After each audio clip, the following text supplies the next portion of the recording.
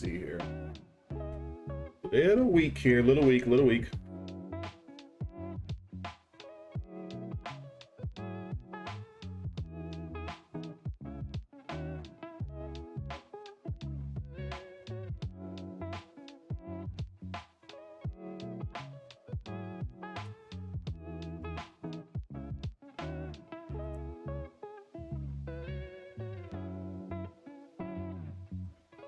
Really looking to see if we lose this low here, guys, on this last previous wick and initial balance down here. Again, that price down there, 19,032. So if I was to pull up a 1 hour time frame chart, right? If I pull up the 1 hour time frame chart, you can see how extremely weak that this looks on a 1 hour time frame. With if taking out that initial balance low, a lot of room down, right? The move yesterday was very, very big. We're still trading with inside that range. So truthfully speaking, if we do start to get outside this initial balance and we start to flush, you could get that, you know, that trend. You could get that extended move a little bit, okay? So just kind of be patient and see what we do down here. The last thing you want to do is kind of see it sweep these lows and then trap, right? That's what you don't want to see. So if you're getting really, really eager to short because of the move yesterday and you want to catch a huge, you know, landslide, let's at least break 30s, okay? Let's at least break 30s and then see 30s get confirmed.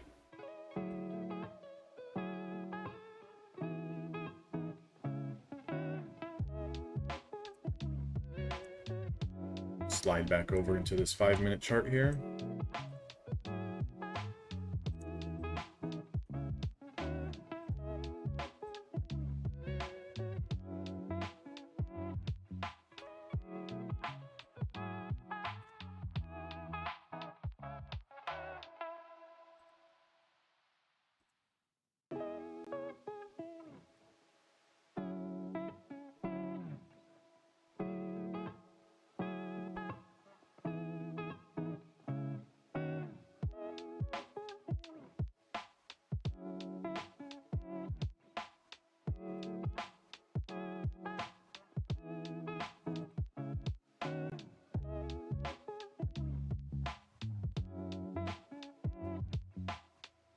Personally, don't like shorting at the bottom of a range because typically when you're range bound is the spot where buyers are looking to kind of come in. So I would need to see that floor kind of get tested a little bit more and then open and then see if we get some follow through.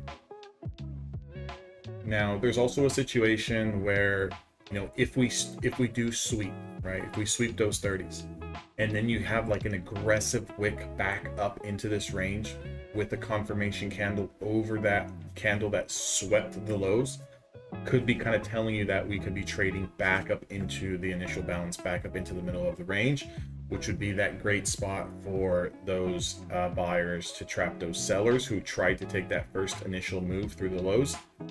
And if you know, if the buyers don't have any staying power, they could get rejected back up into the 50s and into the 60s, 70s, and then roll over again. And then that next rollover would be the move that you're going to look to kind of take short. So a bunch of different scenarios that are going through my head here as far as what price can do. I'm in no positions right now.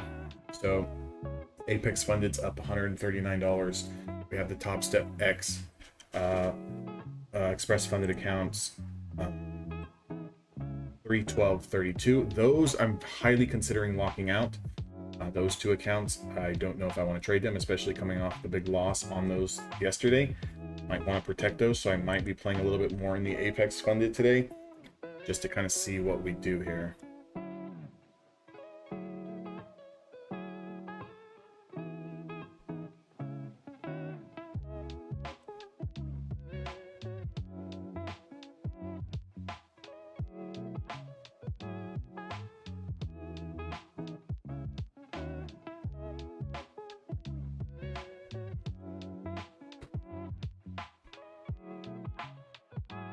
There's that second test there through that initial last one here, guys. Look for this market to get a little bit more weak here, especially that we're going to be coming out of that New York lunch, right? If we come out of that New York lunch and we start to confirm that bottom floor and we get some more players, we get some more action in here, it could definitely not be good for the buyers.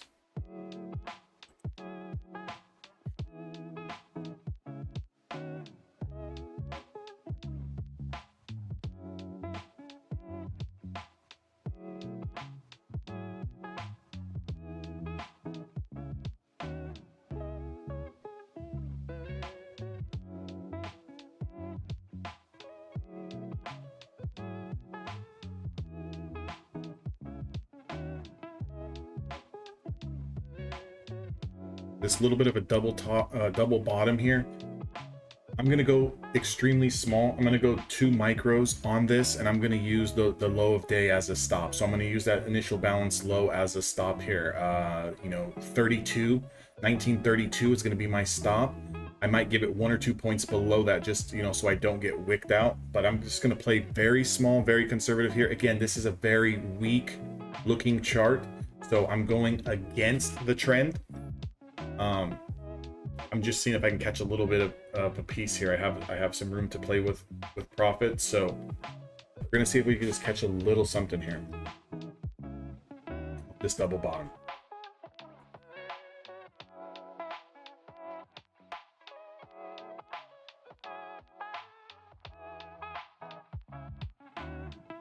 Definitely do not recommend playing a trade like this on heavy size at all.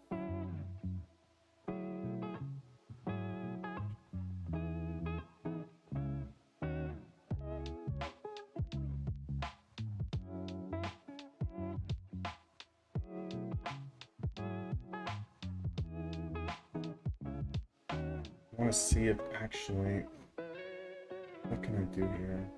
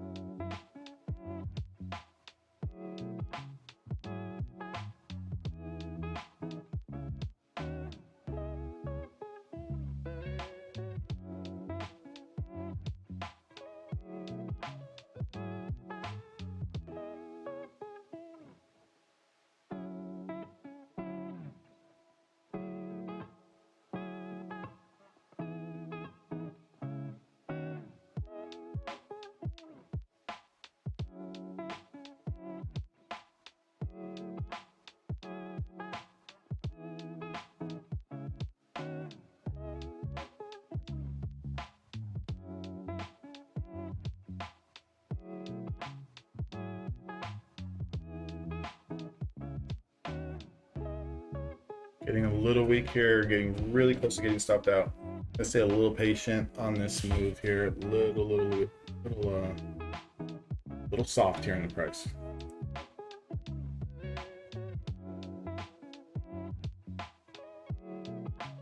I think I can actually pull it up. I pulled it up once, but let me know, for those of you guys who are on YouTube, if you guys can see that TraderVate account for the Apex funded. Just drop it in chat. Again, I do not chart on TraderVate, so you're not gonna, I don't even know what indicators are on there. So don't ask what indicators are on there. I don't use it to chart. All I use it to do is click buy and sell. That's it. All my charts are on this screen. So this is what I'm really focused on, is that screen. And then this is just my execution. I think you guys can see that, okay? Okay, cool. I don't know. Some people sometimes say that it helps, right?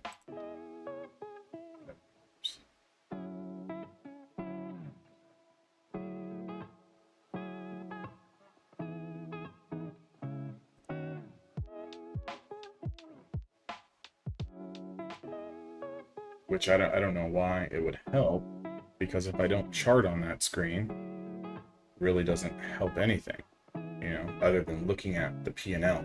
And that's a point I want to make that I notice a lot with people on YouTube, is that they're more focused on watching P&L, right? Like, you guys want to watch P&L so much. You want to watch it go up and down, up and down. Where did he take the trade? Where did this person take the trade? Are they in a trade? Should I be in the trade with them? That's the worst thing that you can do, because you have no idea what my thought process is. You have no idea, you know, what I'm comfortable trading as far as size. You have no idea how I'm managing that balance if it does take a loss. You have no idea what my intentions are. You have no idea with anything. So just watching a screen like this with P&L on it is not going to do anything for you as a trader to make you become a better trader. If that makes sense.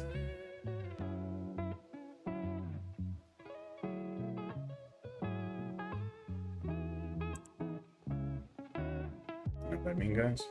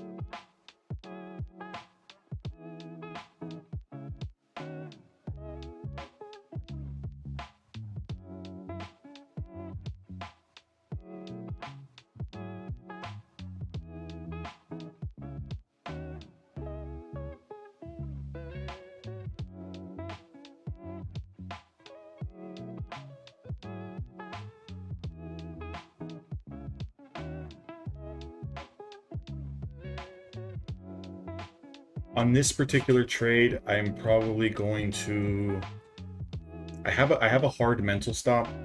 I would like to preferably see a candle close below the initial balance, which is sitting at 32.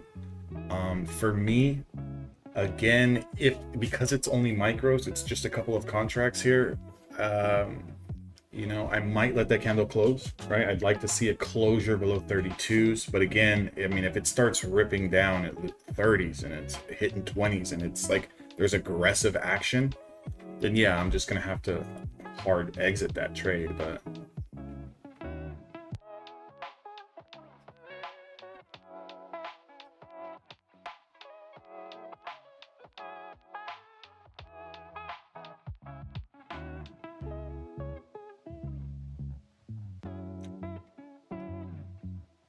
which it does, this is honestly, the trade doesn't look, it's just a flyer, right? Like this is just a flyer here to see, you know, do we hold this double bottom, right? And I'm not in enough size. I'm not really in enough size to take a scalp, so I'm gonna need some more like continuation. Like realistically, you know, if I really want this trade to work, I'm gonna need to see us hold this floor and then we really push up like that. Like this is the low and it's pushing higher.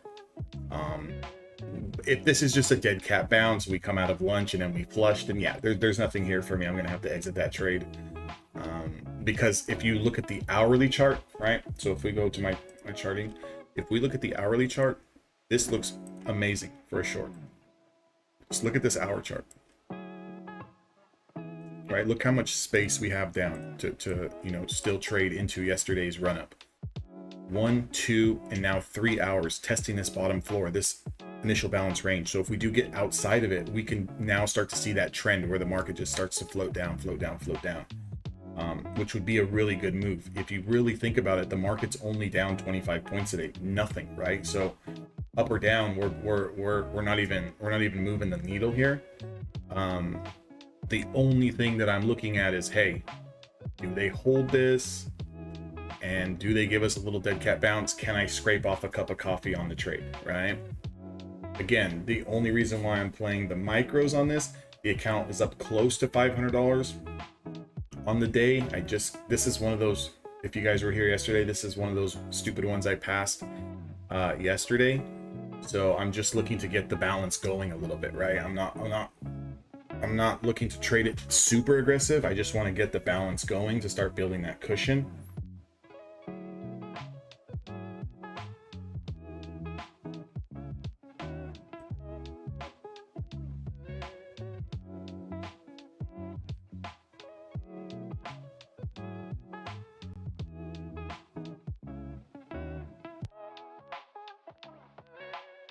But yeah, I mean, gun to the back of my head, if someone was to say, you know, is the market going higher or lower today? I would say definitely lower.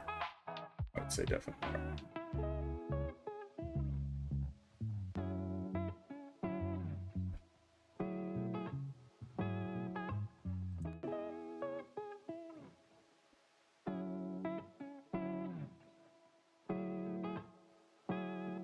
And it might actually get to a point where I get so frustrated in the trade where I'm just bored and I might just cut it. And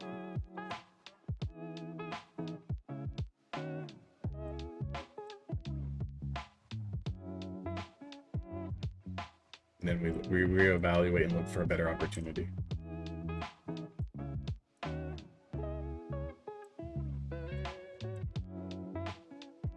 If I was not in a bounce, the play that I would be looking for is a breakdown through this level to go short.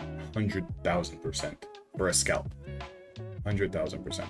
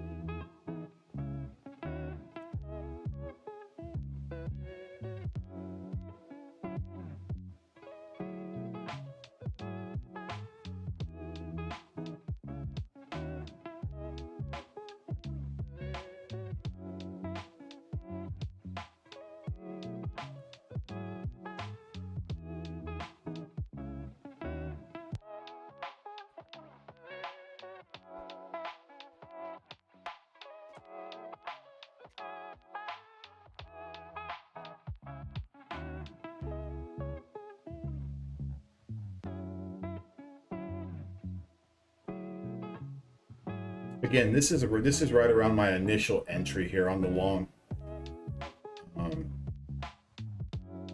I believe it was this candle here, 9:35 my time. I was looking at, you know, the sweep of the lows. We pushed back up with the 5 sitting here, looking to get over that, kind of push into 58, push into 60, and then potentially push into 65. So we're kind of just right back, hovering around my initial entry here. I'm in 2 micros at 1949, so right around here.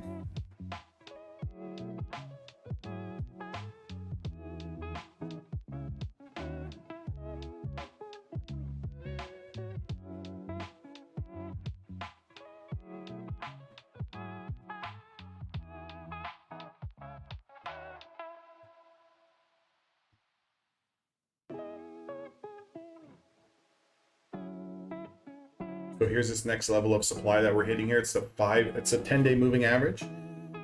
So a little bit of overhead supply here at 55. We're going to have some sellers sitting in here. If we can clear those sellers out, we could potentially see 60s. Current position of $30. So I'm up around 15 points on this entry here, or excuse me, 5 points on this entry.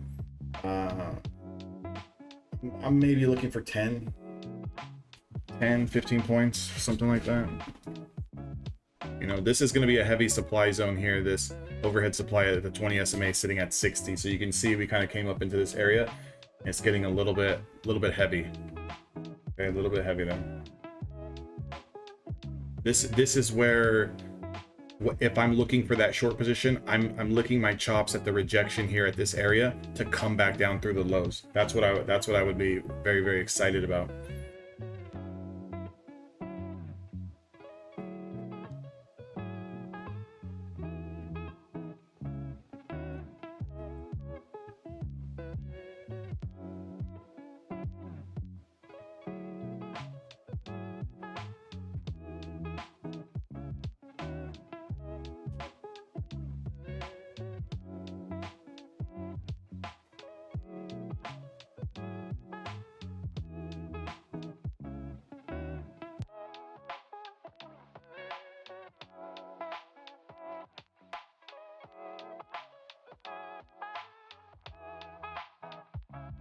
Just a lot of supply here.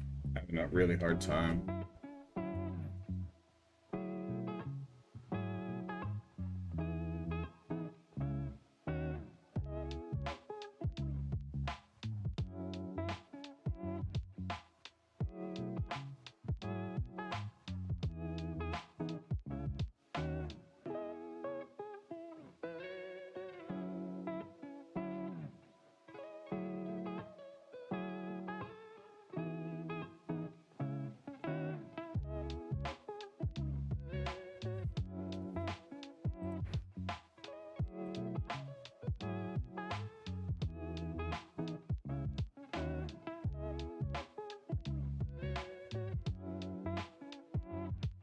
Yo, what's up, man?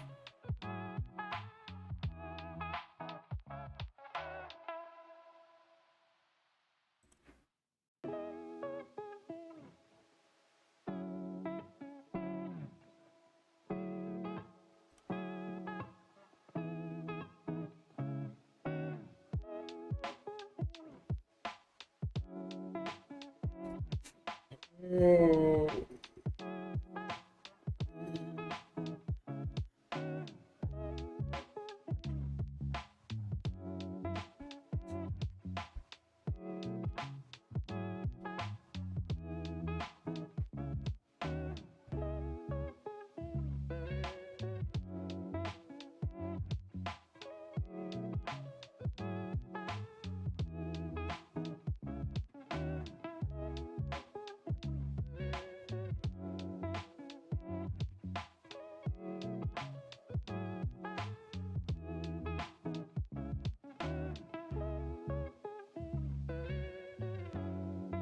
That's awesome, man. That's awesome. A lot of people don't realize that you can make decent money trading micros. You just have to, it requires you to be more patient. The stress levels definitely come way down because you can actually afford to sit in the moves, right? Especially when markets are ranging or they're a little bit choppy or the ranges are bigger. you know, versus when you're trading on the mini side of things, you really can't afford to sit in a move that's not going in your favor right away. So, and you can still put together really decent days. Like, you can put together really decent days. And I like, I was just telling some of my guys in the room today that, you know, whether you're on whether you're in a funded account or not, you know, being really good at taking $100 to $300 a day is fantastic money, man. I mean, it's such good, because all you have to do is just scale that up a little bit. We're up around 10 points from my entry here, guys. Up around 10 points from my entry. I'm just gonna cut the trade. I'm gonna cut the trade there coming into this 20 SMA supply. Again, I could have sold at the absolute bottom, right? We could be looking at this trade 3 hours later, trading close to 19,090s, right? Could be up 40, 50 points from now. But again, you know, the way that I trade, the rules that I use, I'm a supply and demand trader. So I was in down here 49, right? I was in down here. I got my first supply, which was a 10, and I got my second supply, which is the 20. Now again, 30 bucks, is it anything to write home about? No. But if you take, you know, if you have 3-4 of those trades a day, you're making 100 bucks, you're making 150. You know, sometimes you make $50 a trade, sometimes you make $60 a trade. You guys can see the P&L on the Apex funded today. It's up $536. This is the one that I passed yesterday when I was trading with you guys here live. So I'm trying to just build this balance up a little bit. Base hits, you know, base hits. That's it. Not looking to get too carried away. To be honest, I mean, I probably shouldn't trade it anymore. That's why I'm on the mini side of things. I mean, the micro side of things, excuse me.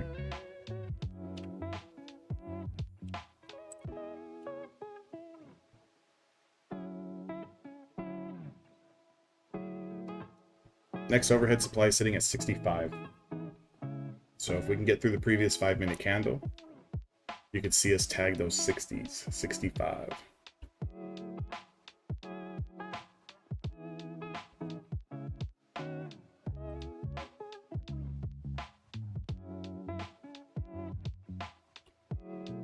Did anyone, was anyone in there with me holding through that bounce?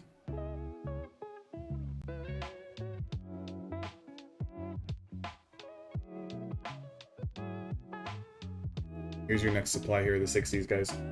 This is your second tick. This is your second, could be third take profit, depending on where you got in on that bounce with me.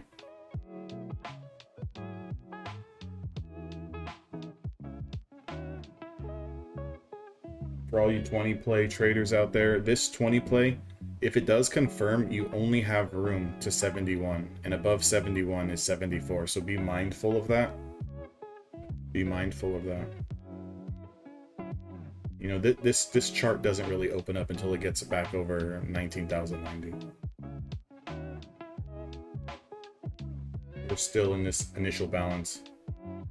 Again, for those of you guys that don't know what an initial balance is, it's just the first hour of trading. It's that range. So typically, the longer you stay in initial balance, if you do break through it, the move is very big. And if you are staying within that first hour range of trading, you can treat it as a ranging market, and you can buy the bottom and sell the top. Okay, so that's what I did on this particular trade, was buy the bottom and sell it back into the middle of the range. Good move here, guys. Amazing push. There's those 70s tagged. 72 would be the next spot, 74, and then 77.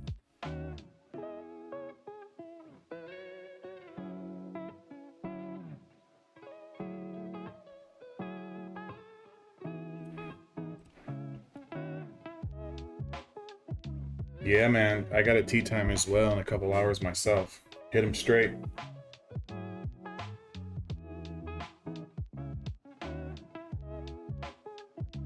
We're testing this 50 SMA, guys. This is a hell of a bounce. How many of my guys took that bounce? A little bit of that big bottom there. How many of you guys took that one?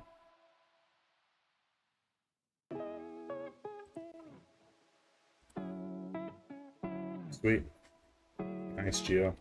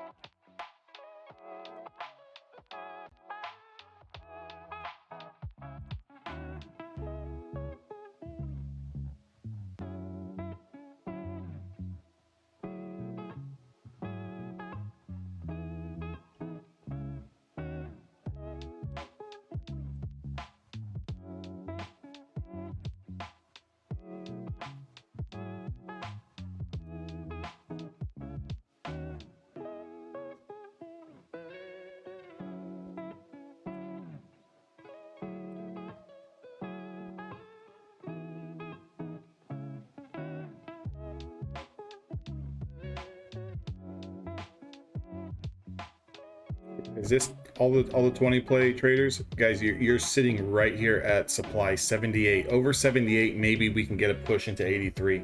So we're talking about maybe 5 points worth of room. Evaluate that risk. Is it enough? Is it worth it to you? It's a 27-point range candle. The only way I could see us tightening up that stop is using the 5 SMA as a stop loss at 61. So just be careful there.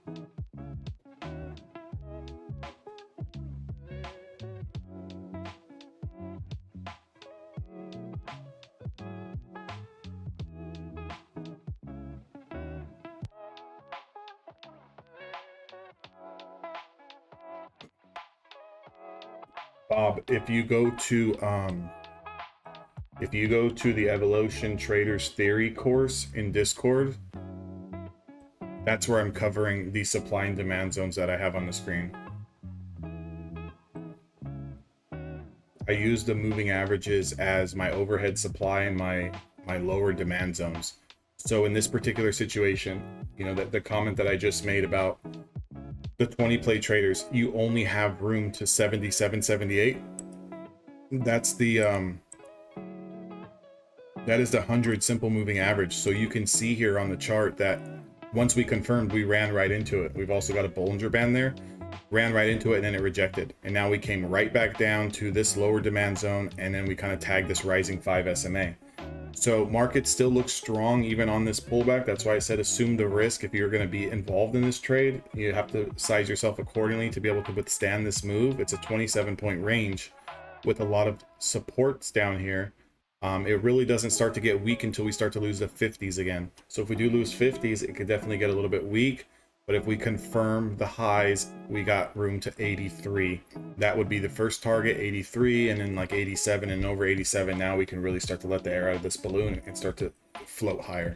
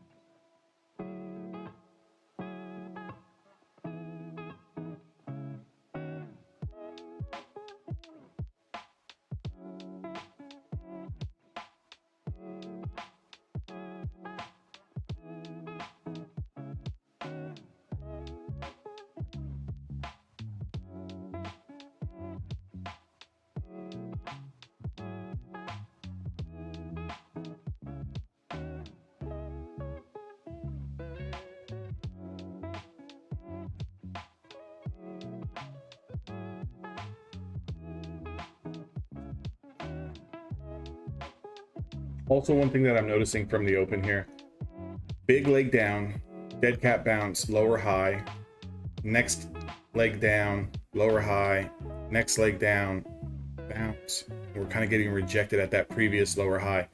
So if the market can start to build over this zone here, right? If we can start to build over this 50-day moving average, the 50 SMA on a 5-minute time frame, maybe we can see more potential grind to the upside. If this holds here and we continue to push down, look for that weakness, and especially if we lose the double bottom here, you're going to get a very, very aggressive sell-off a little later, because again, I'll pull up this hourly chart. Look at the hourly chart. So even though we've had a little bit of a bounce, this hourly chart is still pinned below the 20 and 10-day moving average, right? So because it's pinned below this 10 and 20-day moving average, you're still going to have those overhead sellers above, and this is really starting to flag to the downside. So whoops.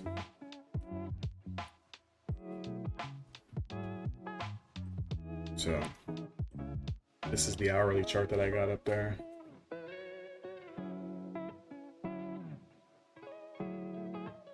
And these Bollinger Bands are extremely tight on an hourly. Because if you notice yesterday, right, we got that expansion move. Look at the Bollinger Bands. Again, I know it's hard to see on this chart, but the Bollinger Bands are these white lines. I'm trying to highlight them, right? Look at how wide they got, right? Now look how tight they are. So if we do start to break out to the top side, that air is going to come out of that balloon and we're going to really start to scream. If we break out to the downside, which we've been testing more so of the downside, this market could absolutely flush. Especially with such a big day yesterday, you're going to have that expansion, right? If it does lose to the downside. To the upside, I would expect a little bit more of a slower grind. And to the downside, I would expect more of a quick and violent kind of aggressive wash, right? Where if you're a scalper, you can take part in that, kind of locking in profits on that momentum on the way down, right? And if you do catch a move like that, I always, probably the best advice that I could give someone is to probably lock it out, right? If you catch a big fast move like that, which is a bigger dollar amount that you make normally per trade, protect that capital, come back tomorrow. Don't stress yourself out trying to make more and more and more and more, right? That's what really gets traders into a lot of trouble. It's got me into trouble over the years. It gets every trader, whether no longer how long you've been trading, right? A lot of times traders think that once they, see the light, right? Once they get it, once they become consistent or once they become profitable, that trading's easy and you never have losing days, right? Or your losing days are so small and your winning days are always so big.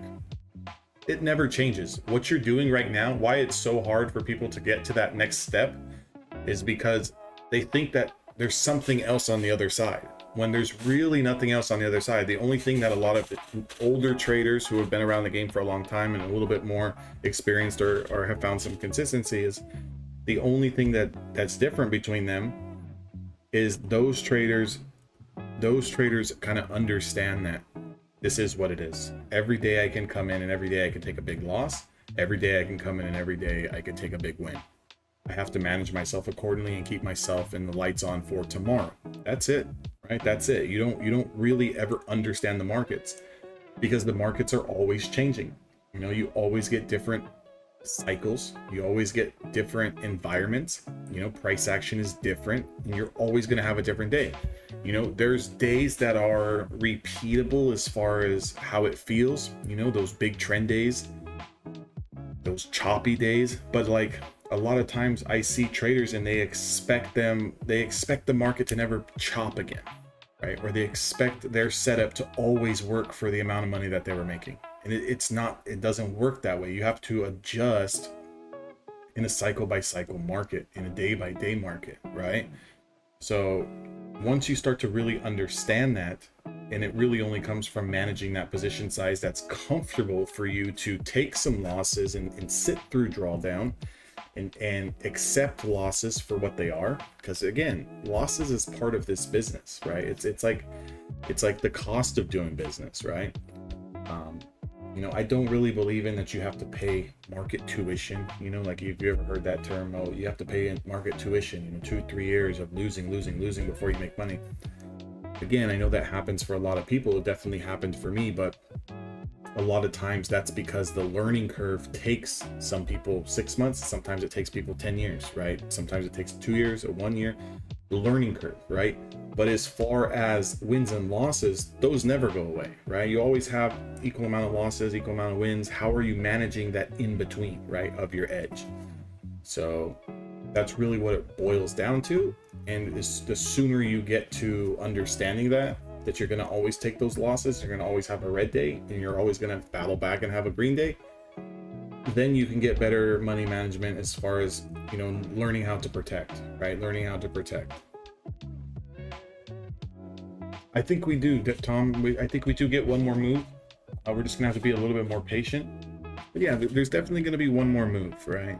It'd be really nice if that move came to the downside, just because we've got a lot of space down here, right? A lot of space. And it could be a quick move that can just get us in, make some cash, call it a day. But we just got to be a little patient right now. Not really too focused on anything. And nothing's really grabbing my eye at this point in time.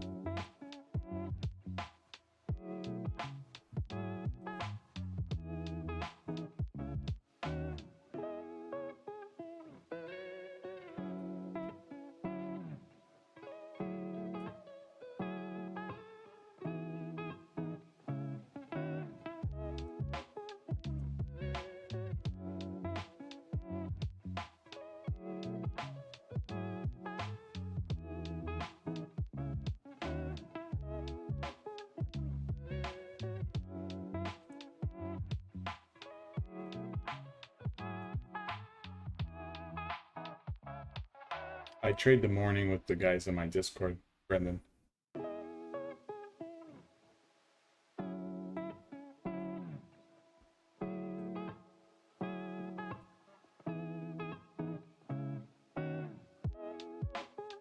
Pushing back up into this previous swing high here. Again, like I said, we do have overhead supply sitting at 77s, and then over that is 84, and ultimately all the way up to 90.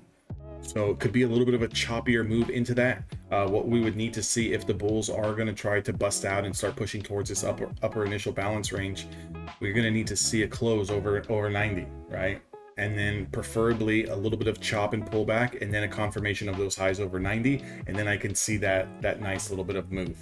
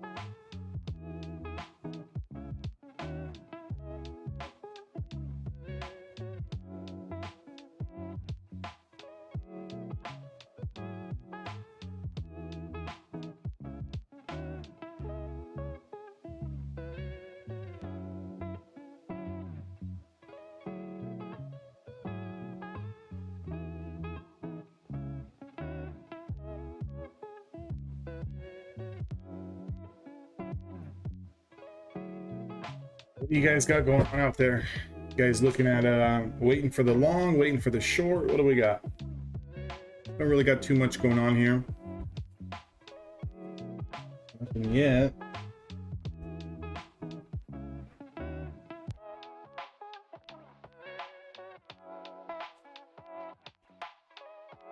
I mean, is this worth it, right? Is it worth it over 78 into 82? 4 points there. Is that worth it? I don't know. Kind of trending higher here, but again, a little bit of a downwards chop here. We could break and then fail.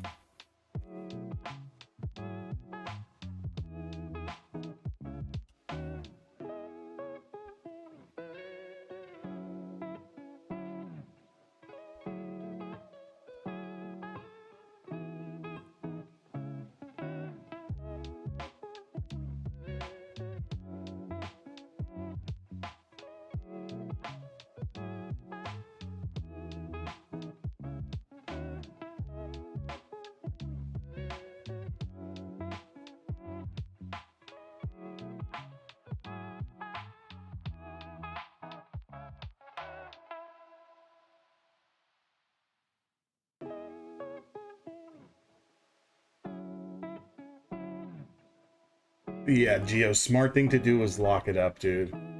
That's the smartest thing. Look at, there's an opportunity that the market screams to the upside into the close.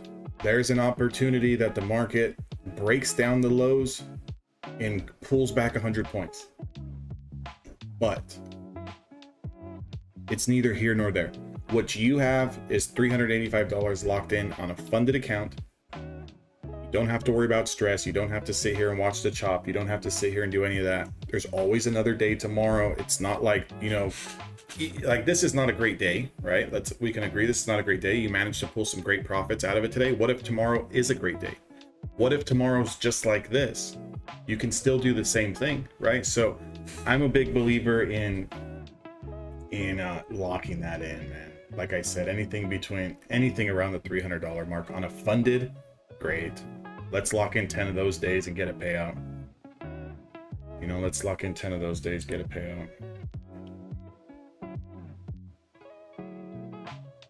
Again, like I was told years ago, you're not missing out on anything, man. The market's going to be here tomorrow. It's going to be here next month. It's going to be here next year. I mean, it's the same shit every day. Up, down, right? Up, down, up, down. We ain't missing nothing.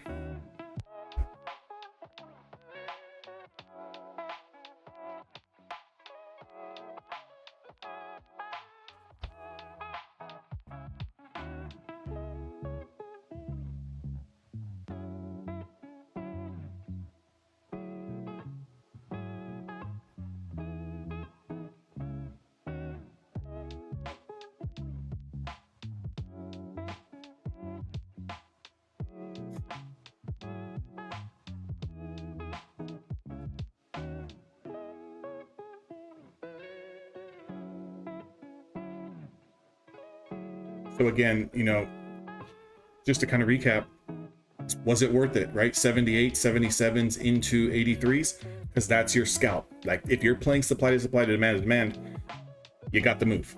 You got your 3 points, you got your 4 points, should have been in and out. If you're sitting there holding and you're like, well, this is going to break to the upside, I'm going to make so much money, and it comes back down 30 points, you deserve to lose money, right? You deserve to lose money. Because what you're doing is smoking the hope, right? You're playing, I hope it goes, I hope it goes. I'm showing you guys here, the chart gave you room from 77, 78 into 83. I clearly said, again, is it worth it to you, right? Can it go higher? Of course, the market can always go higher. The market can always go lower. But you have to respect what you're doing, and that space was between 77, 78 into 83, 84. So whether this goes 100 points or not, that wasn't your move, right? That wasn't your move, especially on a previous candle that was 14.5 points. So if you're only looking for 4 to 5 points between supply to supply, but you're going to potentially give up 14 points, you know, to at least see it through, you know, you're risking 3 to make 1. For sure, you better take those damn profits, right? I mean, we're not out here, you know, trying to be a hero or anything. Just take your profits where the chart is telling you to. You ever heard that term, take what the market is giving you? Whether this goes 100 points and it continues, that wasn't your trade. Because truthfully, if it goes another 100 points, your real opportunity is when we break 90s, put in a new high, consolidate or back test, and then take out the new high. That would be your play to try to push this into the initial balance highs up here at 19,100, 19,120. Traders shoot themselves in the foot. I can raise my hand. I could be the first one to tell you, I shoot myself in the foot all the time. Just understand when I'm shooting myself in the foot.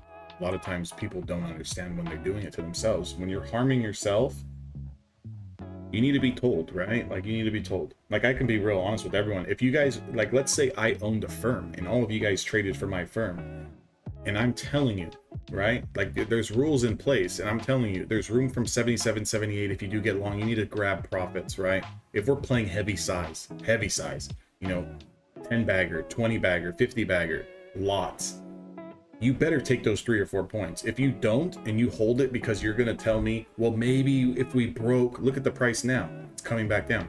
Well, maybe if we break this, we could have made, you know, 40, 50 points off it. I'll fire you. You're not going to fuck with my money, right? That's the way you guys have to look at it for yourselves. All you're doing is screwing with your money. You're not screwing with mine. I screw with my money. You know, you're not screwing with the next guy's money. They screw up their own money. You are screwing yourself over by hoping and praying and wishing and not respecting what the market is going to do. This is a reversal candlestick here, a little bit of an indecision doji.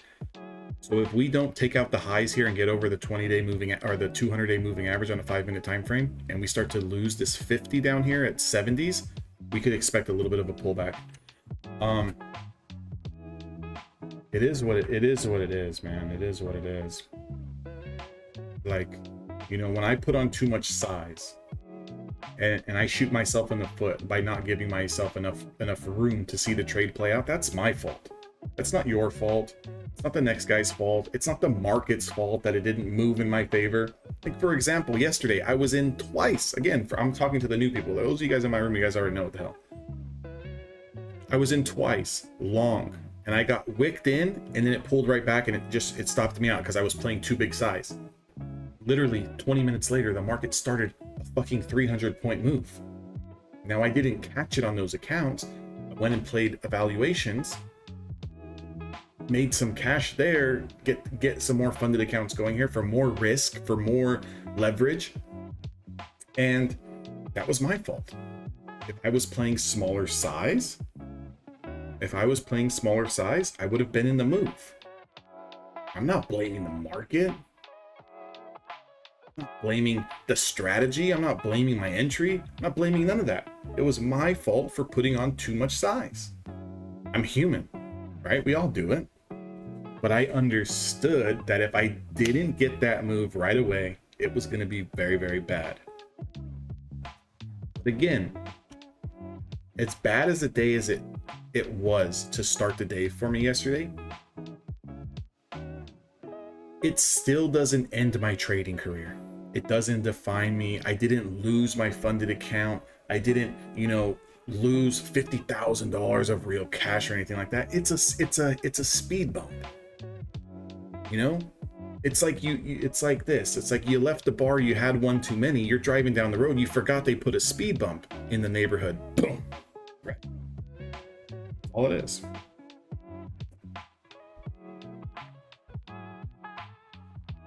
Really looking for the break over the 200-day moving average.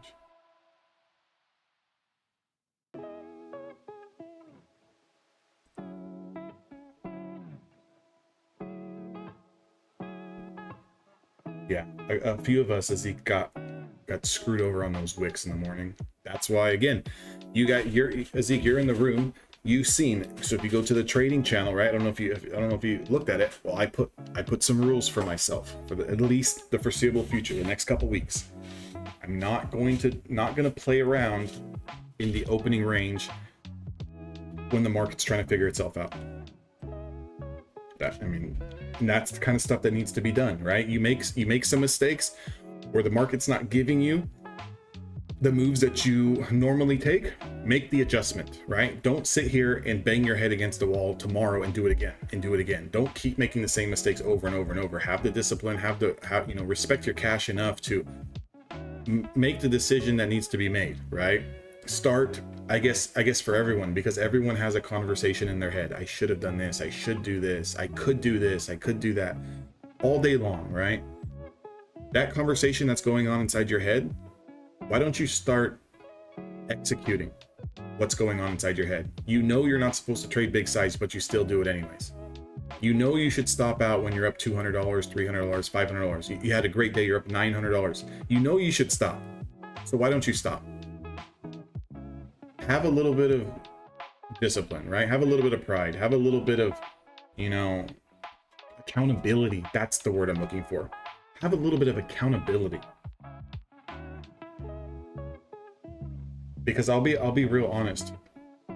For most of you, and here's the difference between a lot of traders. Most people have a 9-to-5 job.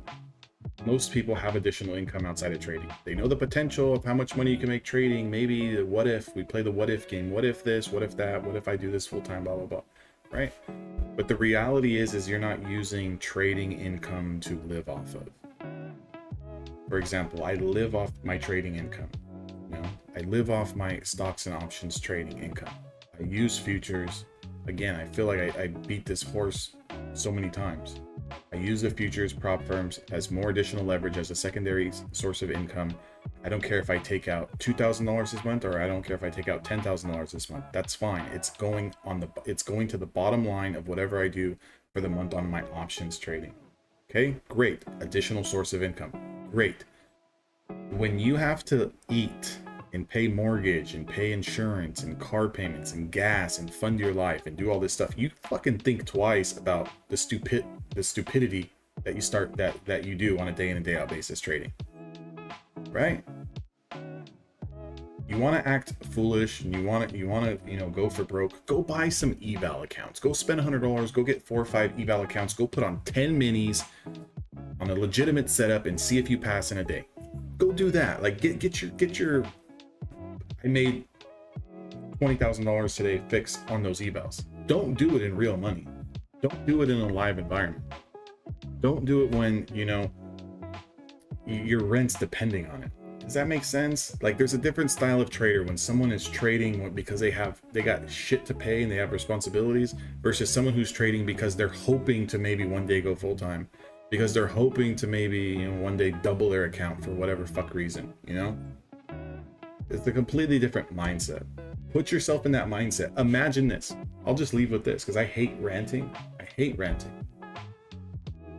If you had to pay all your living expenses this month, right? We're only on the 6th. You have to pay all your living expenses with the trading profits that you make. How the fuck would you trade? So do that. It'll make you think twice when you're up $300 today and you keep trading. It'll make you think twice when you're down $200 and if you still want to trade. Put yourself in that situation. If I need to pay rent this month with trading profits, can I do it?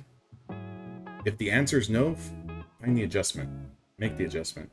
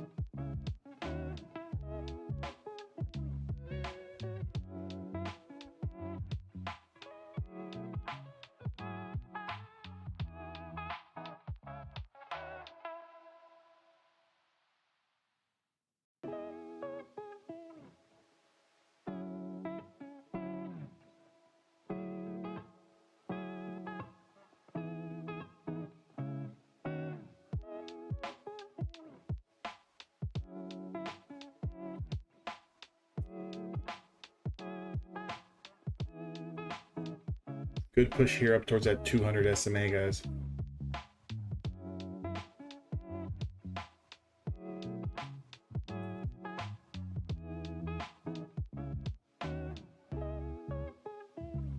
See if we can break through, consolidate, and push. Don't be shocked if we pull back a little bit. Doesn't mean that the market can't go higher. Preferably, I'd like to see it break this 200, and I would like to see a little bit of a pullback, and then maybe even 2 or 3 candles of consolidation, and then let's take this 200 out. That's a beautiful setup. I'd like to pick up some more buyers down here, closer maybe to the 80s, maybe even, you know, as low as 75. But market's looking really, really good. A little good recovery here off that double bottom, right? Initial balance low, back test, nice push off.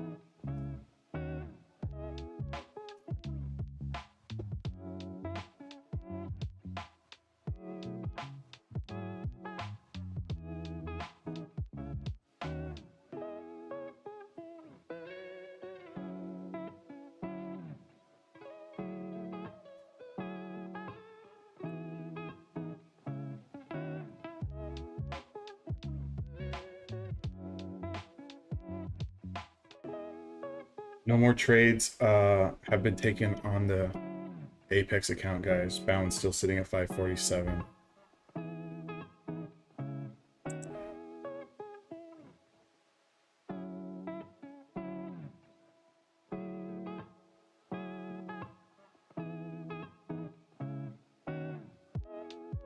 It's a good rejection spot too for some of you guys trying to learn some supply and demand zones. You know, 20, 50, 200. You could realistically kind of play in between those moving averages.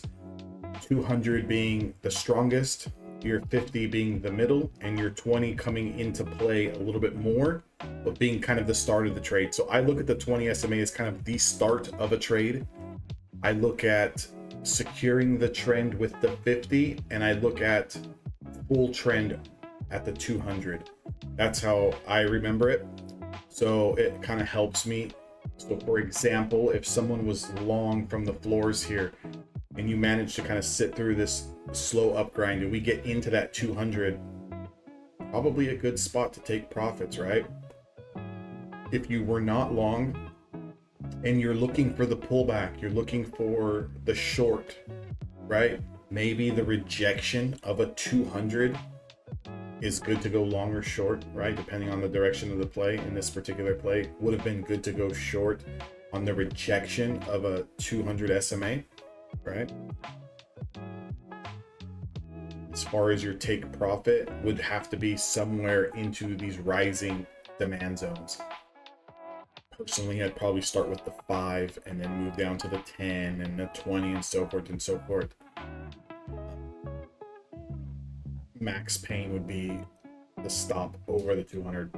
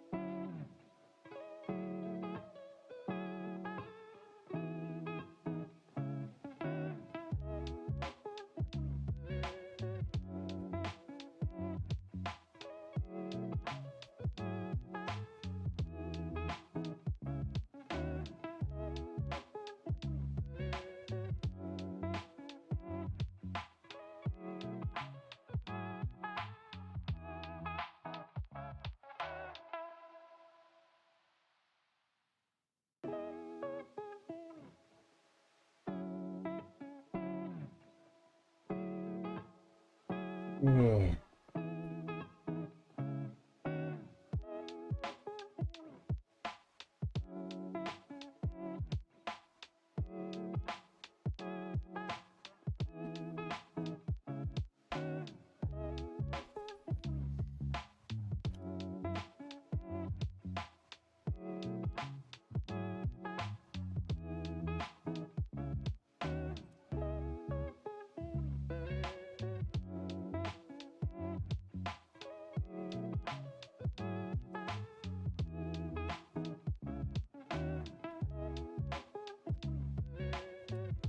Guys, I'm gonna look at some stock charts. If we break the 200 on the NASDAQ, someone let me know.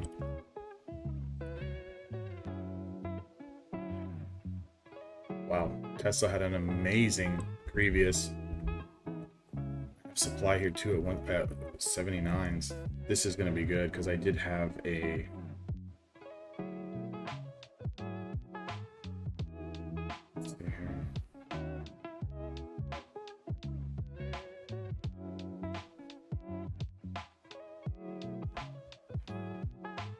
really good move on Tesla, guys.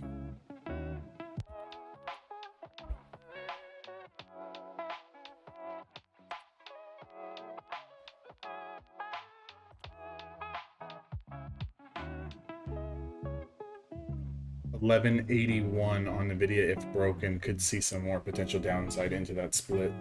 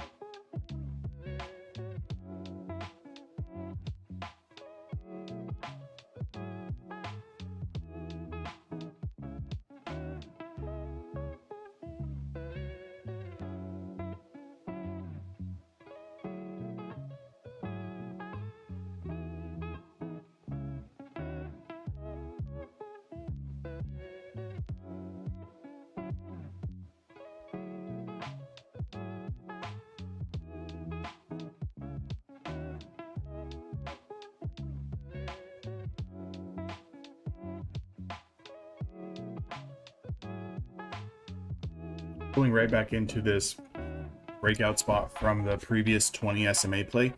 A little bit of support here at 66 and a little bit of support here at 64.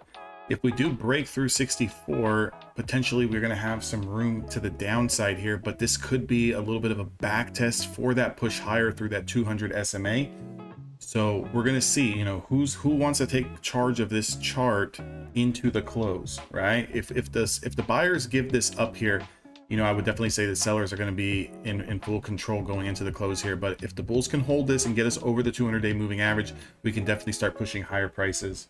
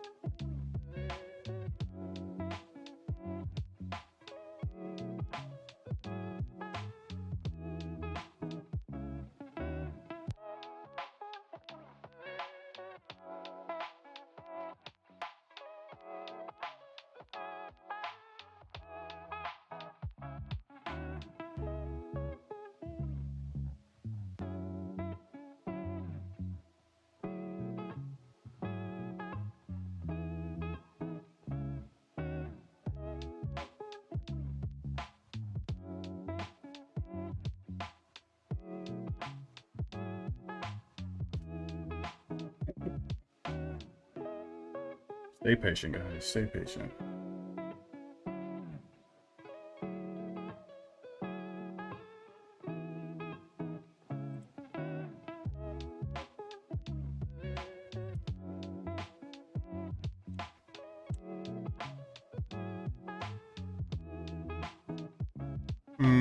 Nothing yet. Nothing yet, Skip. We would need to see like an extended move to the upside or an extended move to the downside. Right now, we're just kind of range trading, so we really don't have it. We're just playing with inside of a range. So yeah, you're not going to get one of those right here.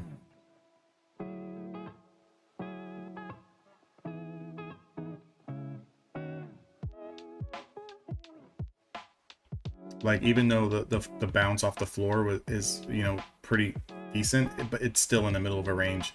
We would need to be outside that range, really put in an extended move to the high side or downside, and then get it.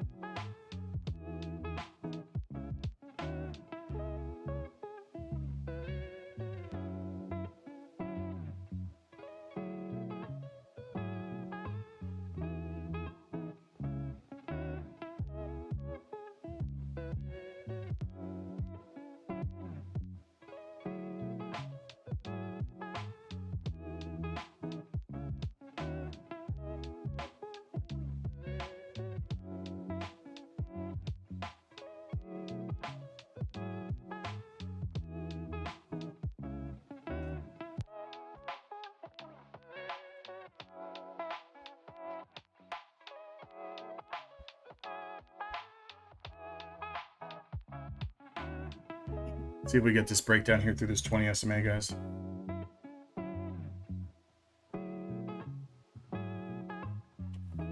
See how that hourly chart's looking.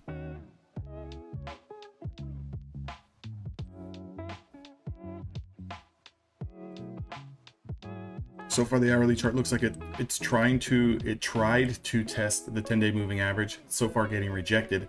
Realistically, guys, there's no space for us long until we take out 19,090.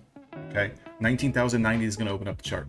The downside, if we really start to lose this 5-day moving average, which we're doing now, and we start to take out lows of 19,049, this market could get aggressive to the downside.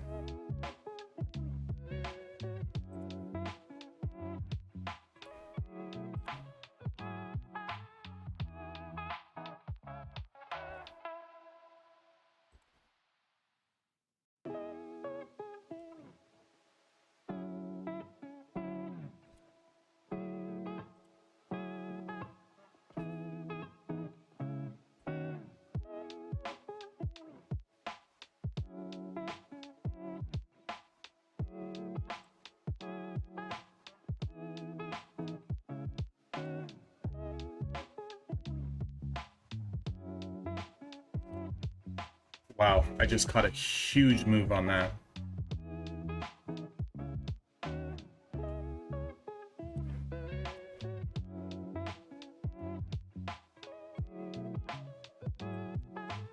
We're coming down into that initial balance. I caught a huge fucking move on that 20 SMA play.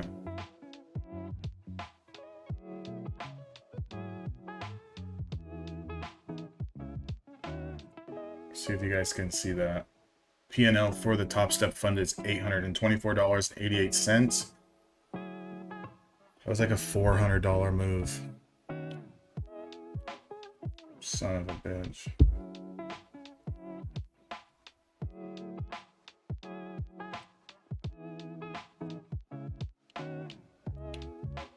It was so fast. I mean, it's still in play, but it was so fast.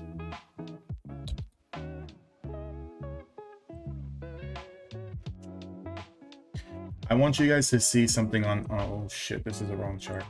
I want you guys to see something here. Initial balance low, right? That's the low that we put in for the opening hour. Then we back tested it once. Then we bounced, got rejected. Now we're back down here again. Guys, that hourly chart is ready to go. If we start to get outside this range, we can really catch something. That's why the bounces are so aggressive off this initial balance, right?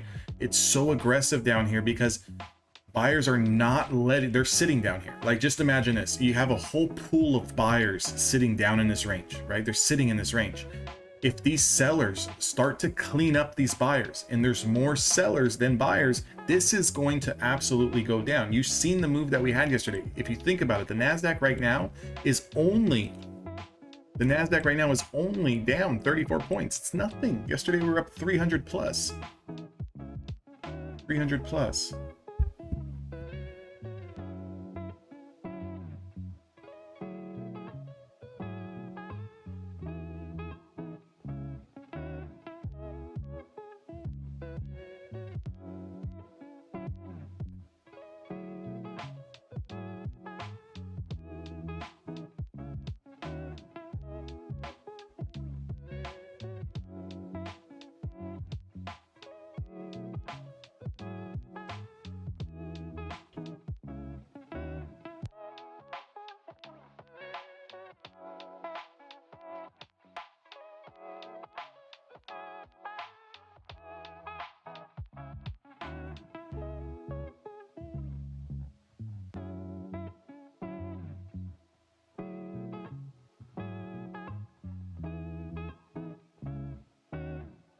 Looking at those 32s to get taken out. If those 32s can get taken out, we can start building below that. That's going to be the big short. I would expect a little bit of a bounce, maybe a little bit of a pause candle in between that. But again, if we can take out the 32s, it's looking really good. Really good.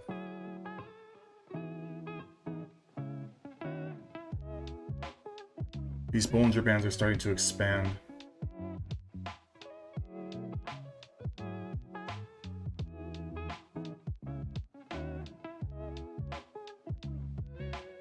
What's that hourly chart looking like? Look at this hourly chart, guys. Look at this hourly chart. Look at the hourly chart, guys. If we can start building below this, we've got a lot of space down.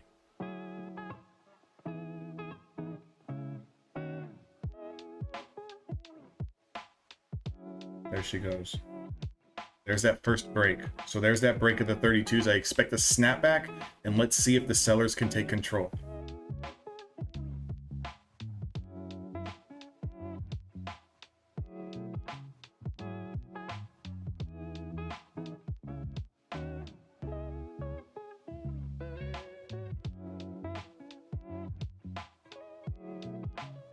There we go.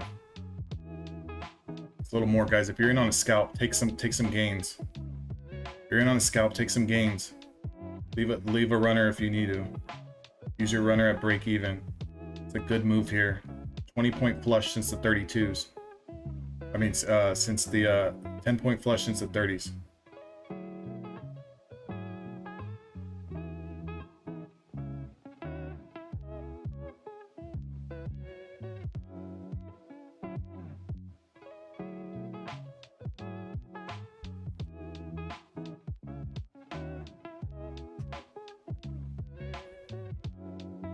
Great move, guys. Great move.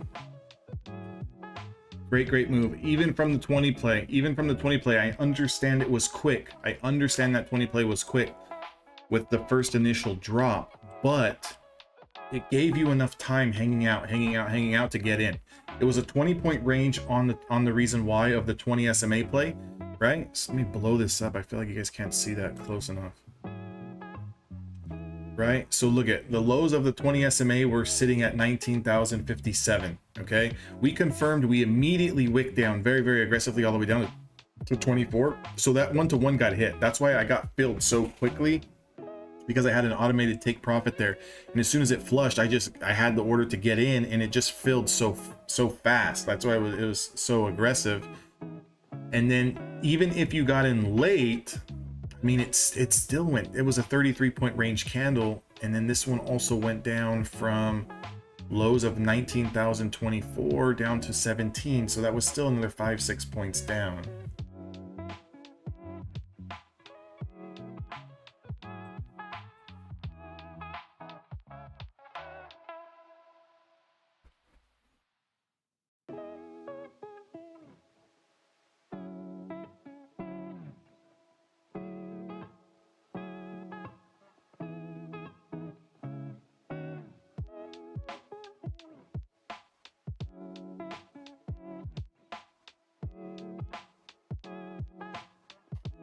Did anyone catch that? Anyone happen to catch that? Really quick play.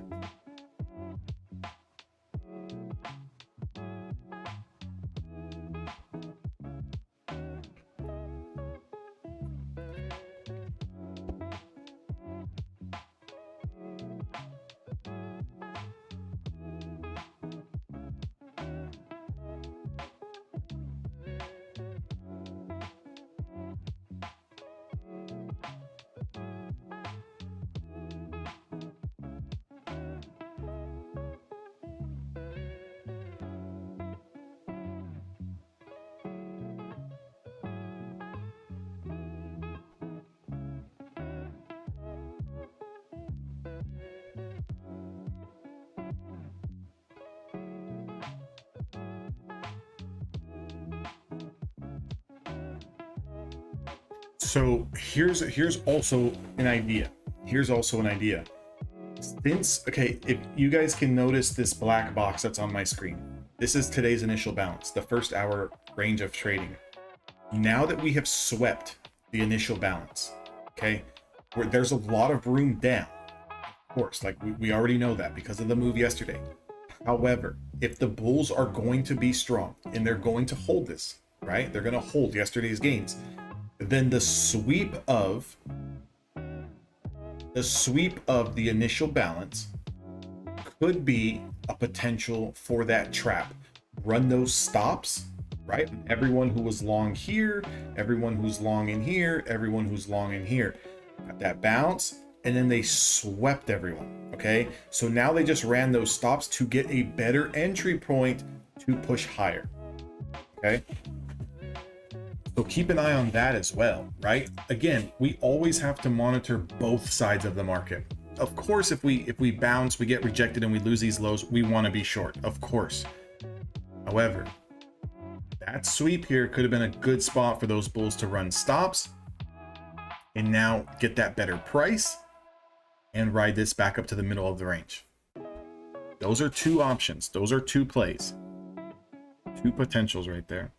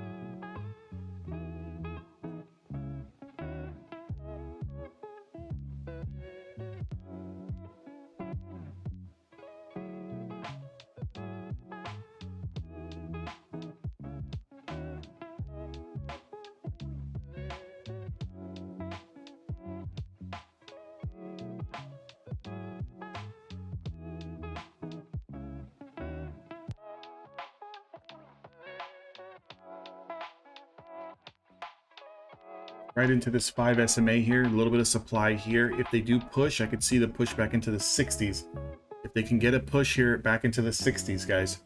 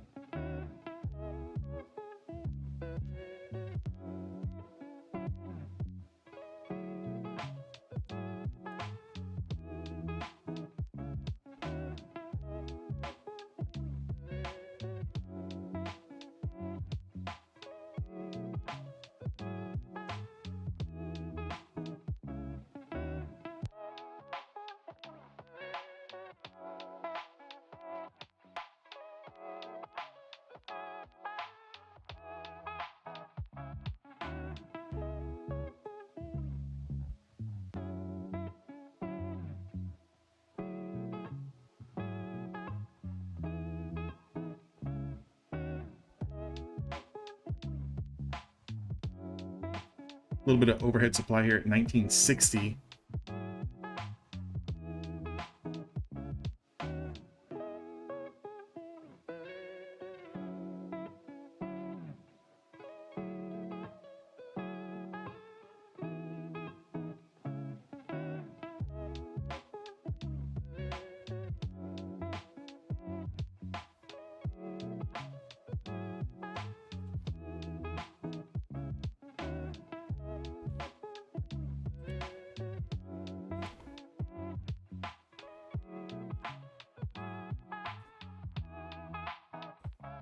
Pull up the 2-minute chart just to get a little bit of a different view here.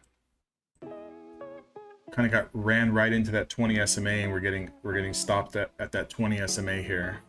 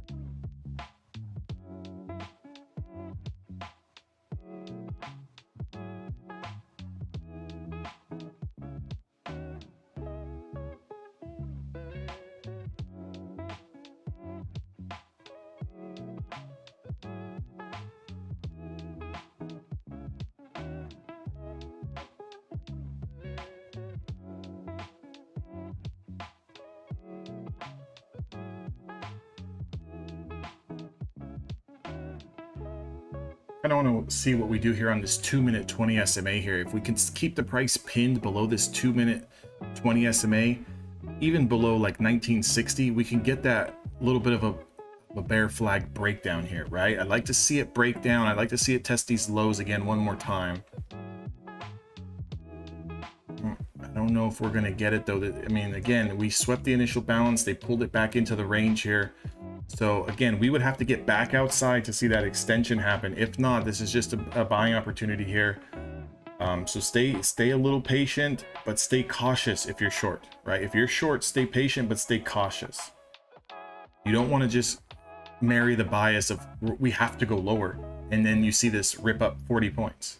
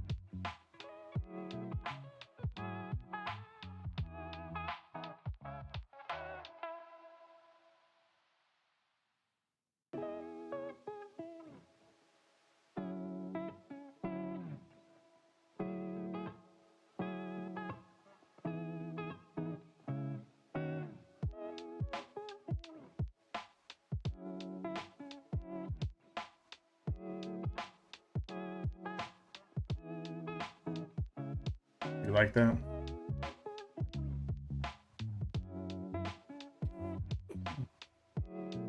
See if we can get this breakdown.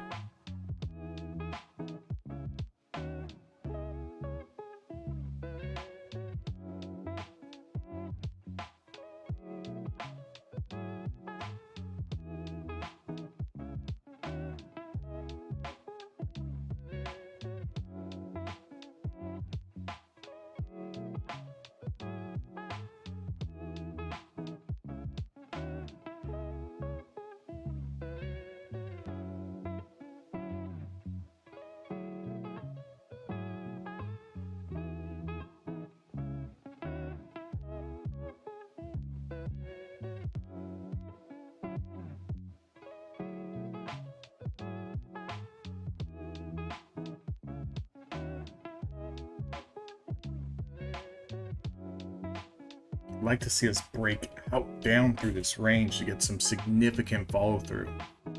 I do not want to see a snap back over this 2-minute 20.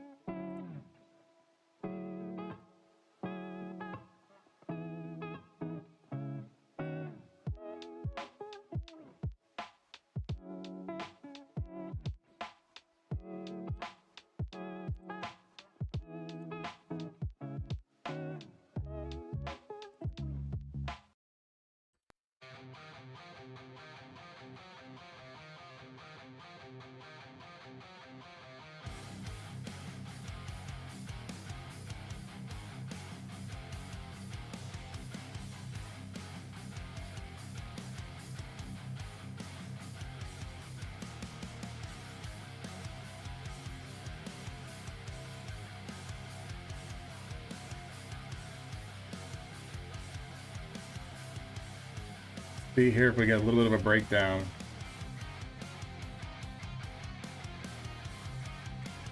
Ran right into that 10 SMA.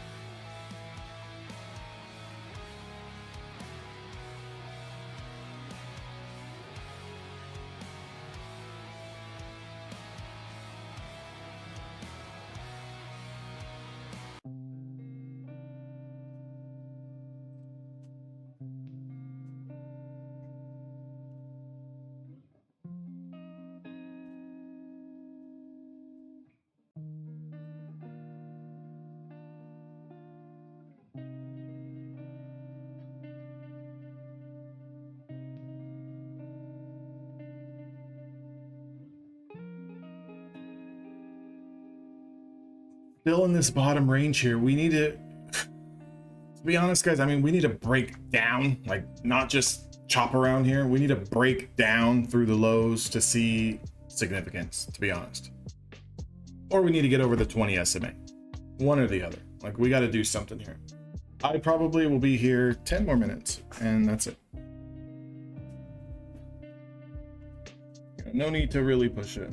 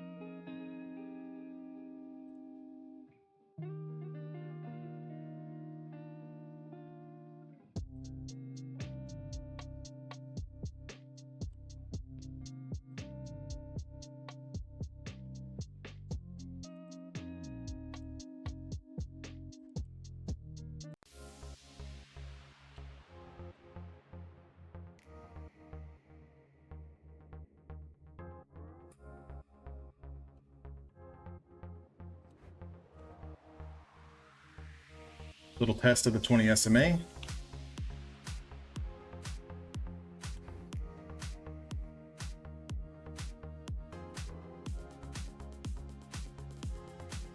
If the sellers are going to do it, they're going to do it now.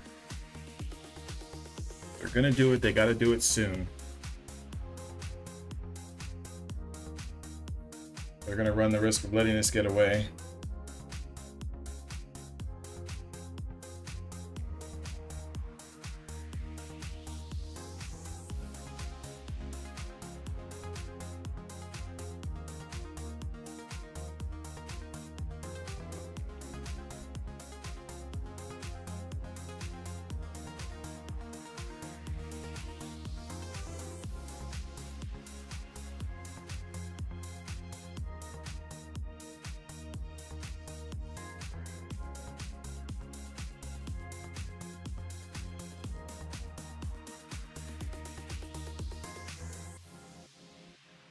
Second test of the 20 SMA here.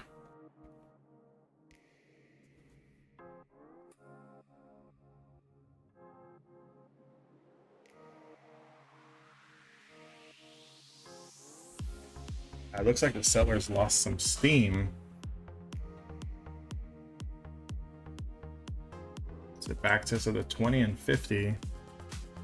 Every time we keep testing this 20 and just 20-50 zone here between these 60s, there's definitely some sellers sitting here, but I don't know if they're strong enough to hold the price down. We need to get a breakdown. Like we need a breakdown through this little choppiness range. the longer we stay above this choppy range, the more it tells me it's going to just grind higher into the close. I mean, we're coming into power hour here. Not a whole lot has been happening in the past, I don't know, 45 minutes, 30 minutes. You would expect it once we got outside this initial range, like once we really got outside this initial range, that they were going to push, right? Like that's the way I see it. Once you get outside that range and they flushed it, that was every opportunity for a quick back test, more sellers step in and then just continue that downtrend. It looks like they want to hold here. You know, what's Nvidia doing? Yeah, Nvidia is kind of holding up here too as well. Nvidia is actually pushing higher. So with Nvidia pushing higher, I don't really have a lot of confidence in that short, to be honest. I don't have a lot of confidence in that short, not with Nvidia wanting to push higher here.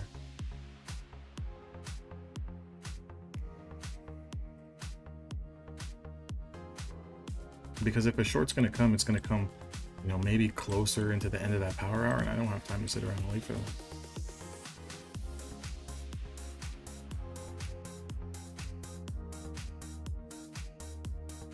I don't have time to wait for them.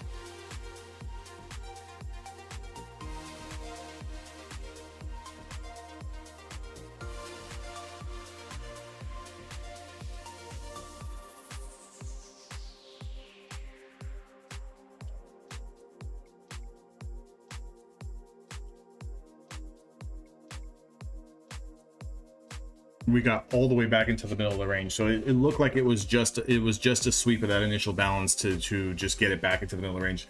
I wouldn't doubt it if we close here in the middle of the range somewhere.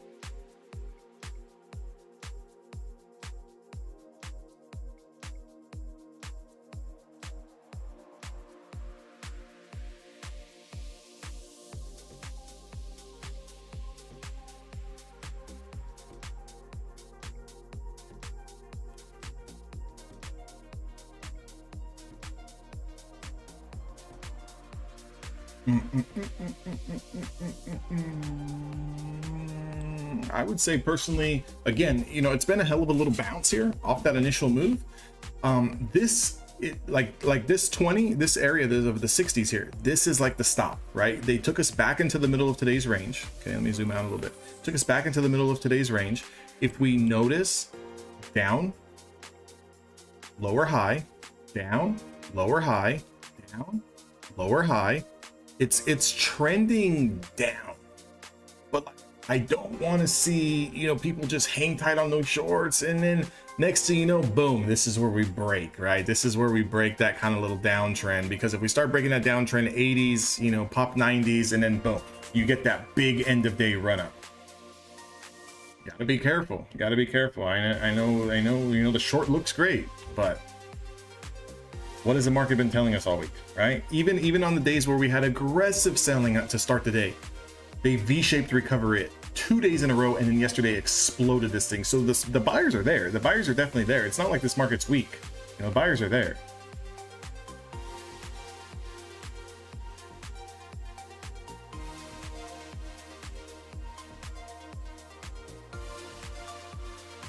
Great bounce. Great bounce. Absolutely amazing.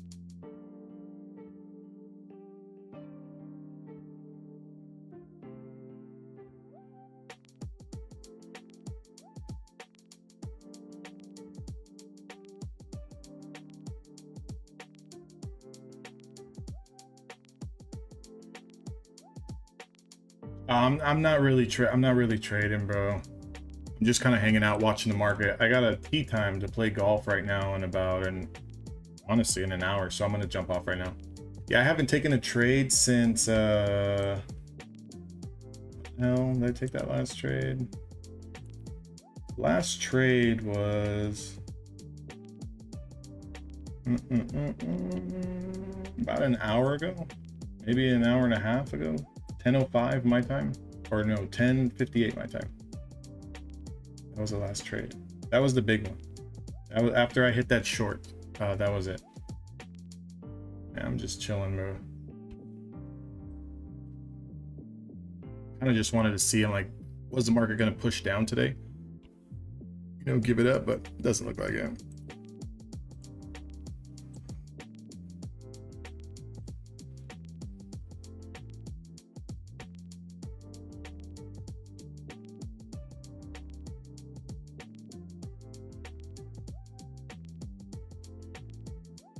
Yeah, I hear you, man.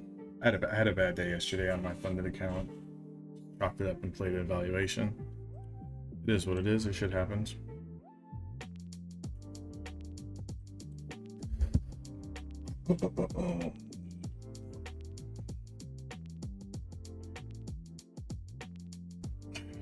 Yeah, that's pretty much probably it for me, guys. To be honest, I gotta get rid of here. Maybe you guys see a nice break of the downtrend today and an explosion to the upside. Hopefully you guys can catch it, or maybe you guys see that flush. I don't know, but I will not be around to see it. That's it for me, guys. Good luck to everyone out there today. Good luck to everyone out there today, guys. I mean, there's nothing for me to do here. There's nothing for me to do. I'll catch you guys all in the next one.